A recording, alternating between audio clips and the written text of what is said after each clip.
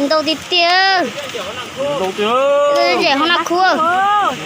hai tiêu nhưng mà như tiêu tiêu chỗ lo nó hổ lộc có hoa chỗ lo chỗ lo lấy không lo chỗ lo tao mê ô thông sữa bắt đầu đi là bắt đầu đi rồi nó thôi mà thằng tin tôi đi rồi nó chơi chống tiệt kia chơi chống tiệt kia rồi người ta ở đây chỉ đã ăn một chút rồi bên la rồi tí phi chứ nè tôi chỉ là chưa ngon tu thiên ơi chưa ngon tu xưng nó còn nắp ta đây hổ là mà nó cân rồi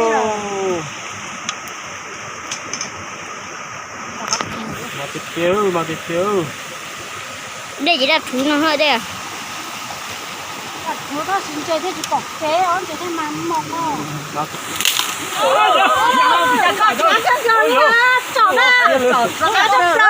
tiêu xuống lại đâu nhà sao mà tụi ba đặt đi chỉ lấy ở phải sao lên thế là chết rồi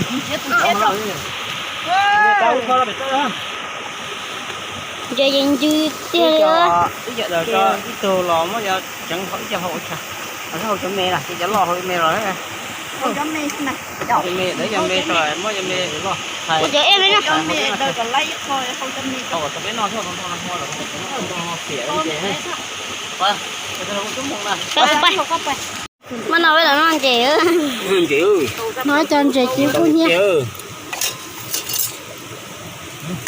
cái đó lười ta là ta ta chịu cho cái gì cho hô là thích bọn chơi à chưa đây là chuối rồi tiêu có nó phải cá thịt tiêu nó phải lại như thế nào ai cua đi lọt rồi đặt số rồi nó sạch hả cơ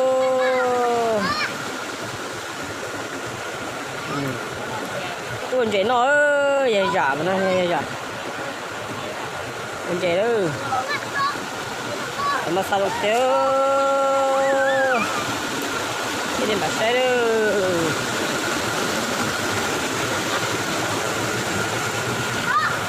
nó sao mà hay tiền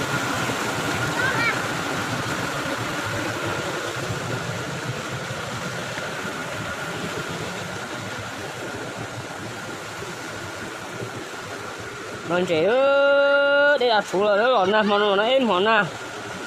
đấy món nào đây đặt số là đi bỏ đó lọt chưa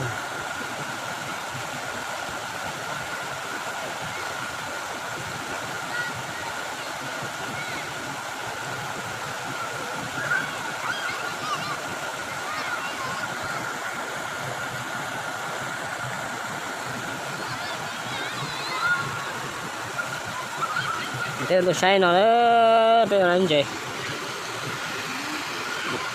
đầu cờ thế này đây anh chị nó phải đấy xin tu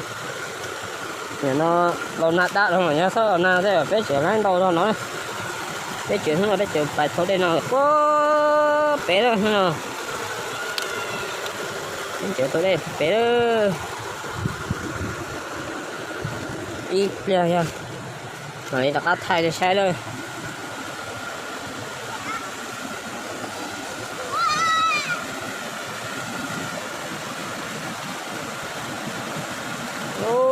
họ để nhiều xì hai tá này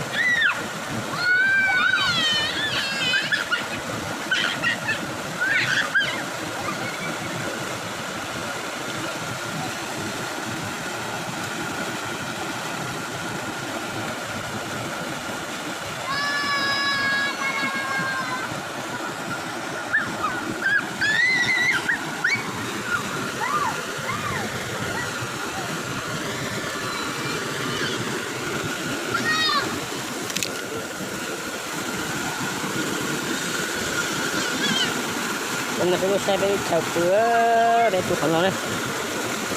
để chụp hình này để ta tận mình ra cho phải to đó nữa